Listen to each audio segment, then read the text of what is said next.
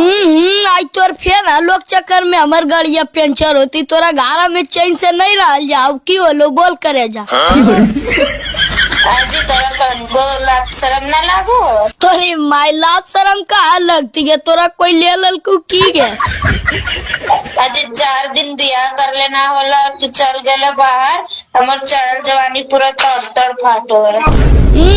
तोरा नानी के जब जब हम कमेला वही तबे तोर जवानिया फाटू हो गया। गाराम रोयू तो नहीं दे सटेल के भैसिया नियल लतड़ी मारो गे। तोरी माई अबरी आवे दे छान के दूध लेबो। अरे निर्बल साहेब की ना हमारे यहाँ भट्टी डाले तो तोरा कमाए पर। तोरी माई रू कारल तोर जवानिया में बर्फा ना के ठंडा देबो। रे खलासिया जरी गाड़ी घोड़क देखते रहिए कोई लोहा लकड़ नहीं चोरबो। ऐसी तो हमरा पर दा दुश्मन लगल हो ने जानियो परल हो, नहीं जीबू तो टोला मोहल्ला से फंस जीतो।